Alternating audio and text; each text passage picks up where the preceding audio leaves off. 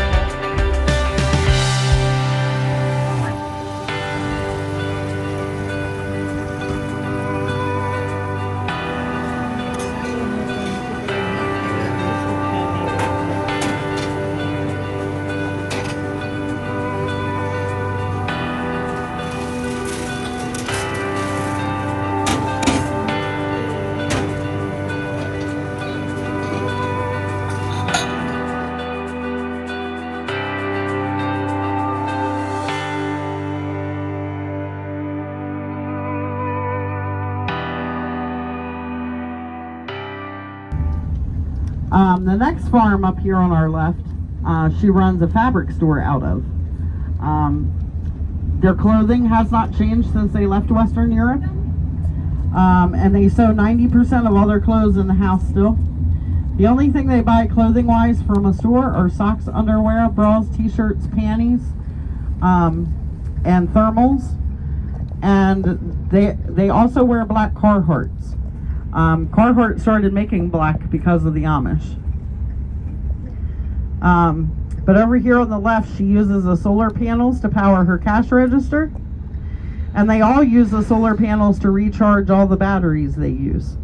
When they're in the buggies, they're using a regular car battery because they have to have lights and turn signals. They recharge all their batteries from the solar panels. The Amish are really strict about their 5 o'clock cutoff time for business. Some won't work a minute past 5. After 5 o'clock, when she closes, she has to use the phone down here. She's not permitted to go back into the shop to use the phone. And then up here on the right is an Amish schoolhouse. The Amish kids do grades 1 through 8. They learn basic arithmetic, math, spelling, reading, writing, literature, High German, earth science, history, geography, horticulture, agriculture. Before they leave the 8th grade, they know how to budget money and balance a checkbook, because the Amish still deal with checks and cash on a regular basis. And then up here on the left hand side is another Amish business called Peckway Starter and Alternator. They rebuild starters and alternators. They have a wonderful reputation.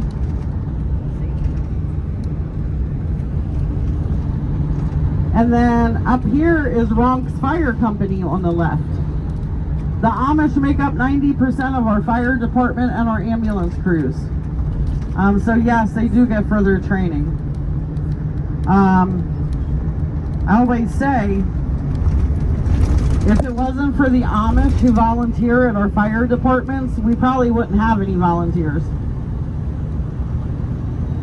Volunteer firefighting, as they say, is a dying breed. But the Amish have a huge care and concern for barn and structure fires. And I was telling another group earlier, back in August, we had like 8 barn fires in less than 3 weeks. Devastating fires. And no matter who you are, if you lose a barn here, the Amish are going to rebuild it. And they rebuilt every single barn that burnt down. The height of wedding season right now. Weddings started 2 weeks ago. Even though we always say they get married on Tuesdays and Thursdays in November and December, and they do. But they did start the 3rd Tuesday of October this year. Trying to see if any, usually when they get ready for a wedding, you can tell who's going to have a wedding. So I'll use this house for an example, or the porch anyway. So what they typically do is they build a deck. They literally build a deck in a day's time. They would take this front porch all the way over here to the driveway. That's where they set all the wedding tables up for the dinner. And it's enclosed. It's all enclosed. It has heat inside. They literally build a temporary deck with a roof pitched over it and everything. And then they tear it down the day after the wedding, and it moves to somebody else's house. Yep.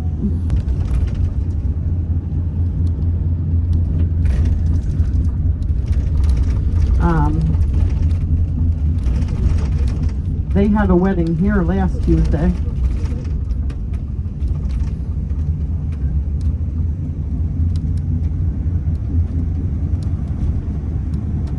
This is Mill Creek.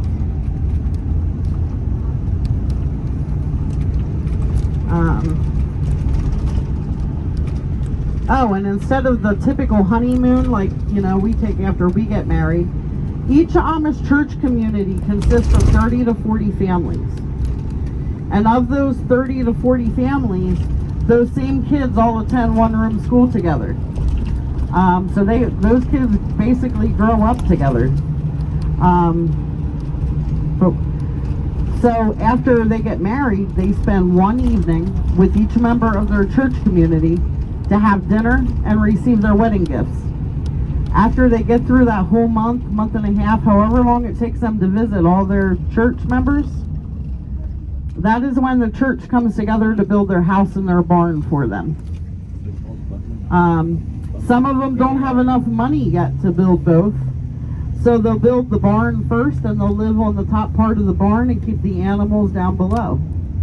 And then the following year, like for instance, my neighbor got married last November and they have lived with her parents up until August.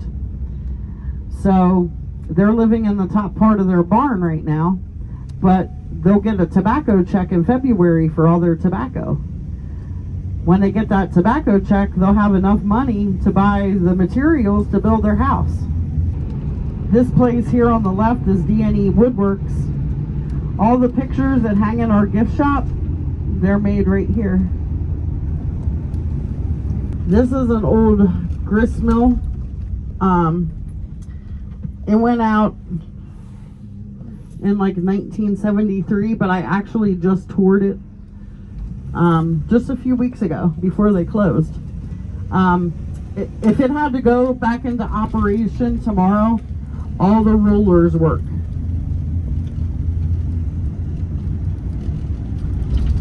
The section that we just crossed into, this area back here, is all part of the original land grant they received from William Penn. And everybody that lives down in this area, they're all related.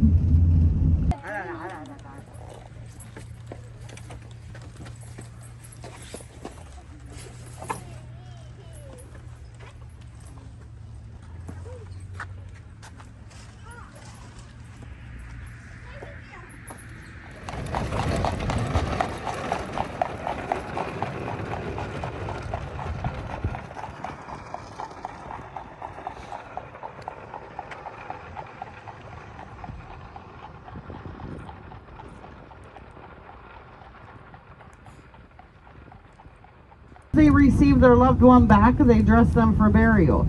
The men and women both get dressed in white. As soon as they get them dressed and get things together, the Amish come as a community to view the body for the 2 days leading up to a funeral. That's how you can always tell someone just passed away, because you'll see hundreds and hundreds and hundreds of buggies to and from the same house for 2 days in a row. They dig all their graves by hand, and they build their own pine box for the body. But up here on the left is the oldest Amish cemetery in America.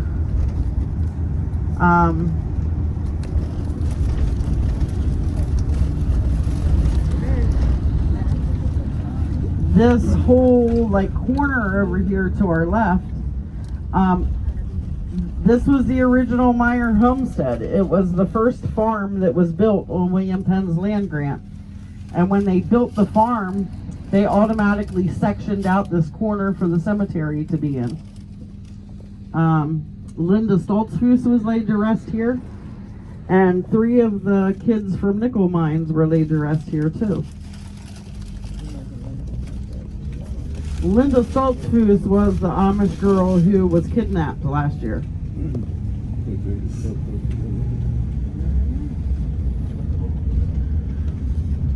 This house here on the right went up about 3 years ago now, maybe 4.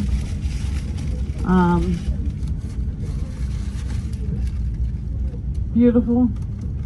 The kids, poor kids, they'll never miss a day of school because it's right next door. So I was talking about how the Amish are Anabaptists and they don't believe in baptism until you're 16. Well, from the ages of 16 to 21, they give all the Amish a chance to participate in what they call Rumspringa. It means run free. If they wish to date outside the Amish community, that is the perfect chance for them to do it. If they want to drink every night, they can go drink every night. If they want to go get a car and a driver's license, they can. 80% of them don't participate in Rumspringa, but there are always the few who do, because they're curious about the outside world. But 99.9% of the time, within 3 months, they return to the bishop and say, okay, I'm ready to be baptized now, I had my fun. Only 2.6% of the Amish ever leave the community. It's very, very small.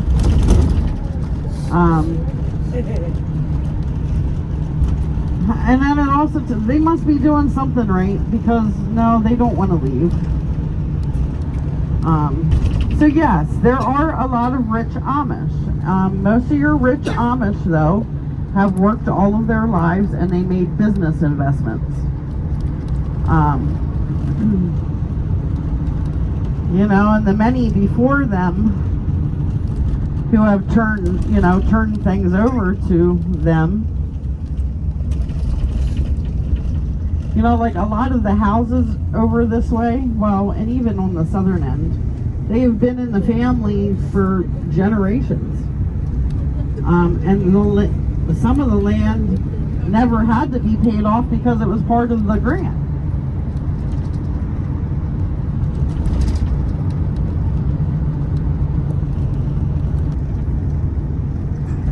Their tobacco was beautiful. I've never seen the leaves that big on tobacco before. So I'll lean towards the 15,000 this year. They should get the higher end.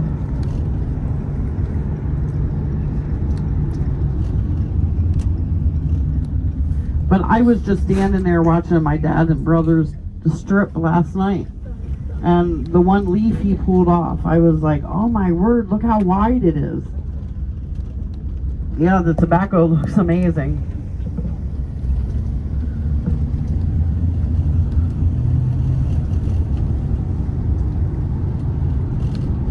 All Amish.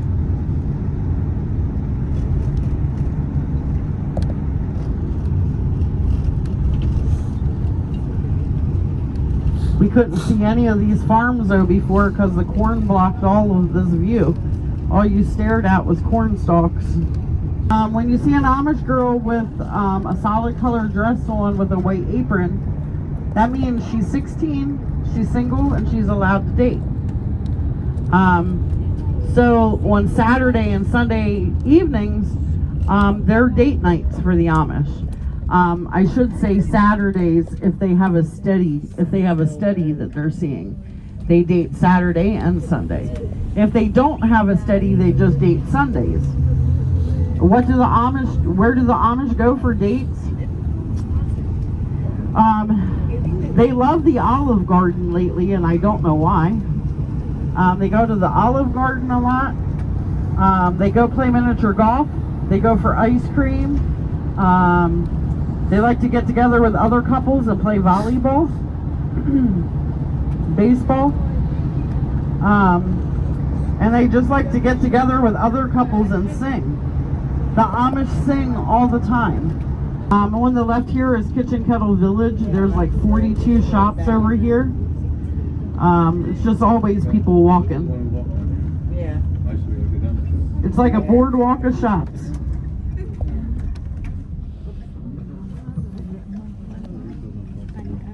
Over here on the left in front of this white picket fence by the old country store, there's an old payphone sitting there. That is the phone that Harrison Ford used in the movie Witness. I think that's the only reason it stays there. And this is Route 340. This is the main drag in and out of Intercourse. It's the most scenic part of the county. This is where most of the postcards and all the pictures in the books and calendars are done. And Amish on both sides of the road. That's alfalfa that they just cut.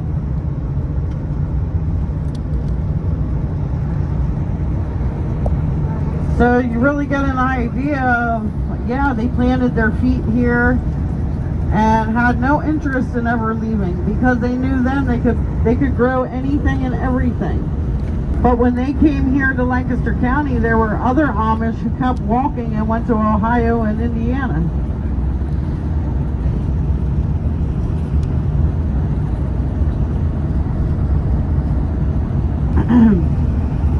The Mennonites ride bikes. The Amish ride scooters. The Amish ride scooters because bikes take you too far from your community. That is why they ride scooters, yes.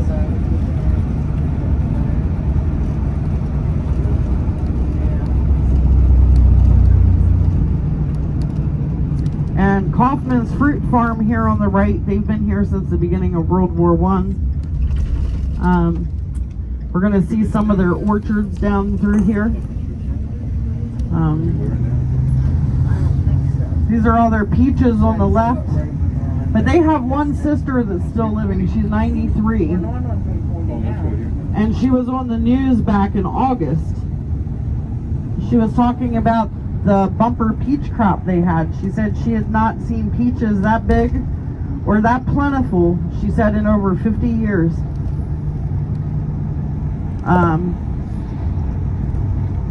And then she was talking about the barn owls.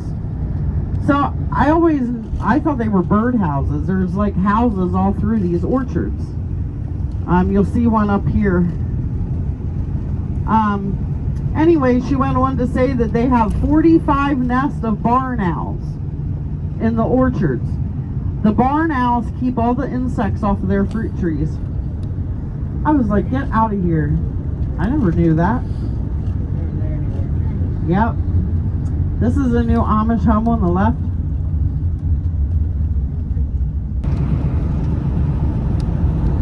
Over here on the left is an Amish grocery store. They sell a lot of baking supplies, canning supplies, bulk food items.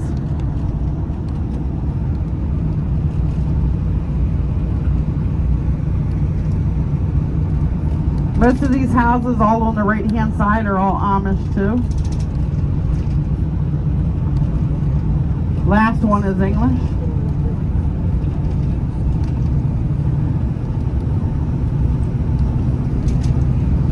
Amish, an Amish schoolhouse up here.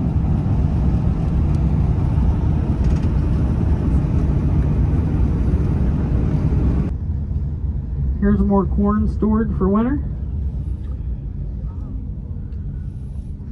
And this is a bench wagon sitting in the middle. They're having church on Sunday.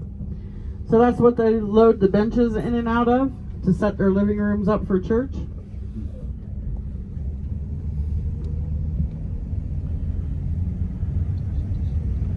Yeah, they started stripping tobacco too because I see their stalks in the shredder.